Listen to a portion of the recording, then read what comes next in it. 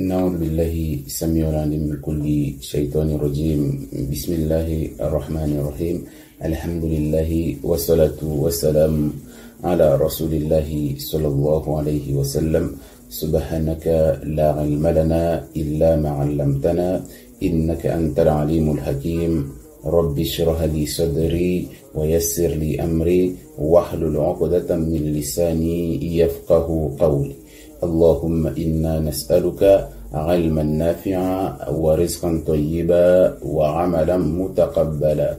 ربي زدنا علما.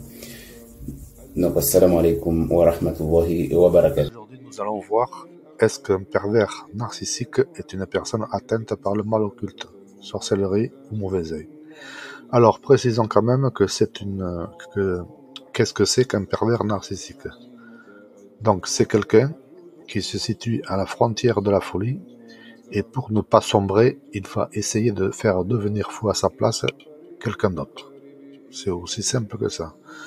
Concrètement, le pervers narcissique, qu'on appelle aussi le PN, a besoin sans cesse d'énergie vitale, fournie par une ou deux, voire trois victimes.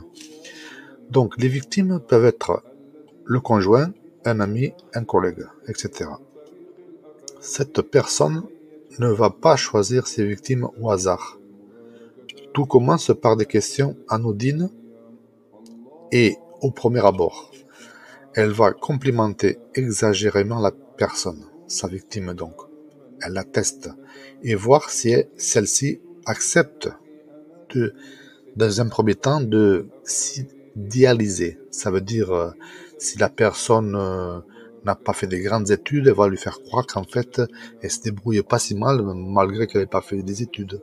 Si elle se sent moche, elle va dire qu'elle est très belle, donc elle va l'idéaliser. Donc par exemple aussi, si cette personne n'a qu'un niveau 3e, on va dire, elle va lui dire mais t'es plus intelligent que ceux qui ont le bac. Et là, elle va tester la personne si elle aime ça ou pas. Ça, c'est le premier temps. Ou, si tu t'habillais comme ça, tu ressemblerais à, je sais pas, un acteur que la personne aime bien, voilà. Ça, c'est la première phase, déjà. Ensuite, et très vite, le PN va voir si elle peut changer sa victime, la modifier à son image, à ce qu'elle veut qu'elle soit. Car le pervers narcissique ne vit que par le regard des autres. Sans victime, il n'est rien. Il a besoin d'être admiré en permanence. Il lui faut cette énergie. Alors, le pervers narcissique est très attiré par des personnes qu'on appelle les élus ou Solela, pour ceux qui connaissent. Car ces élus ont une lumière divine qui apaise le PN. D'autre part, il faut savoir que le pervers narcissique a besoin... Enfin, il faut savoir que le PN narcissique ont un shaitan, c'est-à-dire un djinn ou un shayatin qui les suit tout au long de leur vie. Pourquoi? On verra ça après. Donc le shaitan se met près de la personne, se sert de la personne en fait, narcissique, pour prendre cette énergie facilement.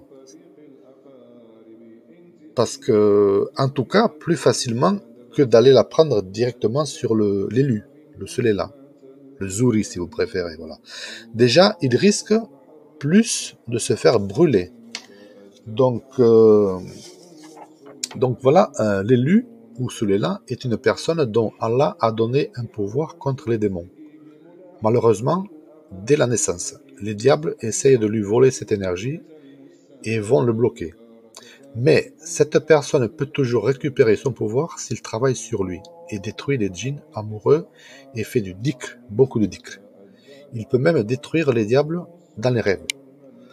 Donc, en principe, les gens qui font du mal à ces gens-là, les Zuri, ils le payent toujours, car ils sont accompagnés en permanence par des djinns musulmans, des protecteurs qui coupent la tête aux mauvaises entités, si elles s'approchent trop près.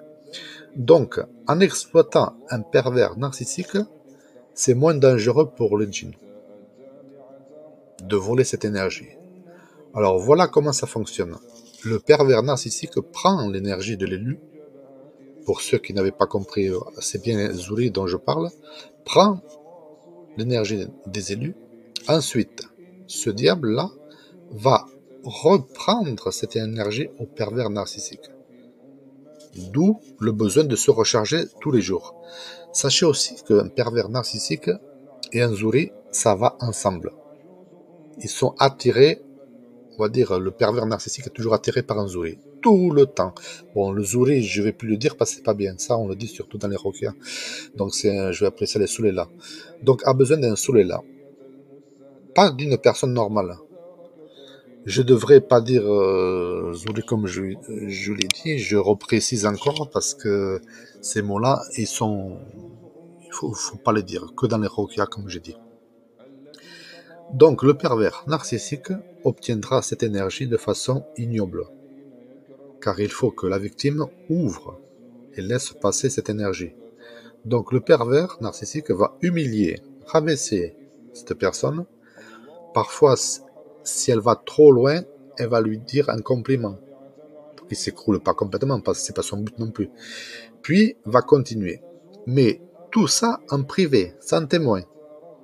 Par contre, en dehors de la maison, ça change complètement. L'élu va être idéalisé au maximum, complimenté. Il sera bien habillé, passer la loupe avant de sortir. Pour se protéger de ça, le Soulela augmente les dicks pour amplifier encore plus la lumière. Les diables vont essayer de tout faire pour le stopper. Et le diable va passer par le pervers narcissique pour l'attraper. C'est-à-dire à chaque fois que l'élu va faire du dick justement pour que le PN l'embête moins dans la journée, on va dire, et plus les chéatines vont l'embêter. Car ces diables sont faibles par rapport au Soulela. Donc le pervers narcissique prend le relais, jusqu'à ce que cette lumière baisse. Et c'est là que j'insiste, baisse. Donc il ne faut jamais la faire baisser. Peu importe ce qui arrive, hein, des disputes ou je sais pas, il ne faut pas la laisser baisser. C'est pour ça qu'on appelle les pervers narcissiques les amis des diables. Si la personne perverse narcissique fait beaucoup de prières, etc., le chéatine va avoir un peu plus de mal à faire son boulot. Je dis toujours dans ce cas-là, le Soulela doit essayer de l'attraper en rêve, mais doit bien s'y préparer avant. Sinon, ça va être pire ensuite pour lui. Donc, pour déstabiliser l'autre, le PN va dire par exemple, c'est ta faute, c'est à cause de toi. Mais entendez par là, c'est de ma faute, c'est à cause de moi. Inconsciemment, il le sent que c'est lui le problème. Ça se passe toujours de la même façon. Après, il y a plusieurs niveaux de pervers narcissiques, mais il y aura aussi plusieurs niveaux de diables aussi, qui vont l'accompagner. Donc, si vous êtes en retard, quelque part en rendez-vous, le problème viendra toujours de vous. C'est pas la peine de chercher à droite ou à gauche. Certains iront même jusqu'à vous faire choisir quelque chose dans un magasin pour ensuite vous donner autre chose. Demandez votre avis sur une couleur d'un pantalon, il va prendre l'inverse. Donc, c'est normal, ne vous en faites pas. Donc, oubliez ces compliments, ils ne sont pas sincères. Que vous soyez beau, grand, fort, faible, tout ce que vous voulez, le pervers, il s'en fout. Ce qu'il faut, c'est qu'il pourra vous idéaliser et prendre votre énergie. Parce que il se sentira toujours supérieur, parfait par rapport aux autres. Au début d'une relation narcissique, qu'elle soit en couple, que ce soit des amis, il y a toujours eu un moment où le PN vous a posé 3 questions, enfin des questions. Donc, si vous avez répondu positivement à ça, elle ne va plus vous lâcher. Voilà. Donc, mais ça c'est un peu long, je laisserai ça pour une prochaine vidéo, ce sera intéressant de voir les questions justement en question, quoi. Donc là, avant de terminer, je vais vous dire un peu, bon, les questions du PN, mais sans trop rentrer dans les détails, parce qu'on n'a pas trop le temps sur cette vidéo, à dire à quoi tu penses. Alors, certains vont s'y reconnaître là-dedans. À quoi tu penses? Parce qu'il n'aime pas comment dire ça, il n'a pas de pensée. Donc, si vous lui posez ces questions-là, ça va le mettre en colère, c'est sûr. Hein, parce qu'il n'aime pas se remettre en question. Une autre question aussi qu'il ne faut pas lui poser, qu'est-ce qui ne va pas? Et tout ça, c'est des questions que lui va vous poser. C'est ça qui est un peu... Voilà. Donc, le PN n'est pas dans le ressenti. Il n'a pas les mêmes émotions et va lui rappeler justement ce qu'il veut oublier. Donc, quand tu lui dis comment tu te sens ou qu'est-ce qui ne va pas, bon, voilà, ça va pas, quoi. Donc, aussi, qu'est-ce que tu veux dire par là? Explique. Alors ça, ils n'aiment pas du tout. Là, il y a automatiquement un blocage. Il te met un stop direct.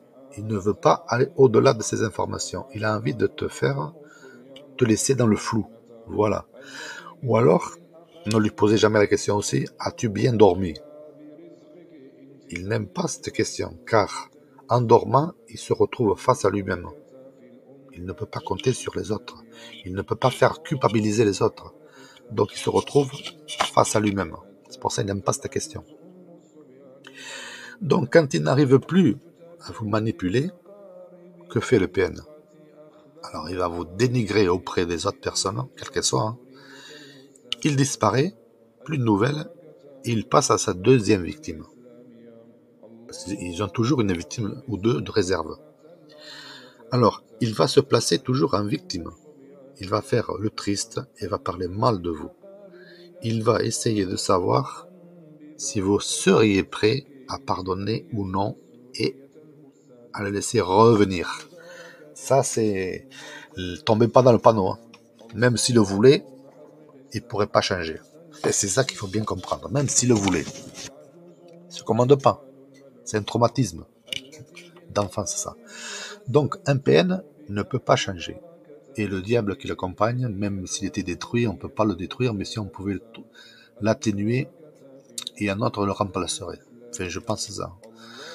Et surtout, le PN serait livré à lui-même, très malheureux, et plus que d'habitude, et c'est la fin pour lui, quoi. Donc, pour détruire un PN attaqué par des djinns, c'est pas évident. Donc, là, vous allez voir une personne sans aucune volonté, manipulable à son tour. Donc, c'est pas son intérêt non plus. Donc, une personne narcissique n'est pas comme ça. À la naissance, j'insiste bien sur ça. Elle le devient ensuite. Au début, on va dire sa maman est tout pour lui, ou pour elle si c'est une fille. C'est elle qui s'occupe de lui donne à manger, etc., etc. Donc elle est à fond avec sa maman, tout ça. Ensuite, il arrive que, si c'est une fille par exemple, il arrive que celle-ci transfère son amour sur son père. Donc c'est lui qui va devenir tout pour elle. Et elle voudra rien partager avec sa mère. Faut bien comprendre ça. Et là, dans sa tête, le traumatisme commence. Elle va tout faire pour être toujours avec son père. Le suivre partout, lui faire à manger, se distinguer par rapport à sa mère. Et là, elle s'aperçoit que c'est pas tout à fait possible. Elle voudrait qu'il n'y ait que son père pour elle. Mais c'est difficile. Donc plus tard, elle va toujours essayer de diriger la vie des autres à son profit. Voilà. Elle va vouloir être la seule à être admirée et commandée surtout. Le plus dur, c'est que si le père est malade ou a des problèmes, elle va rejeter toujours la faute sur sa mère. C'est pas héréditaire, hein. Ça se fait entre 2, même jusqu'à 8 ans maximum. Les diables profitent toujours de ce traumatisme pour du west-west et manipuler la personne toute sa vie, sans qu'elle le sache. Donc la porte d'entrée des diables, c'est justement ce traumatisme. C'est vrai aussi pour les garçons, mais là, c'est un peu plus long à arriver. Voilà. Donc voilà pour aujourd'hui. Cette vidéo est maintenant terminée.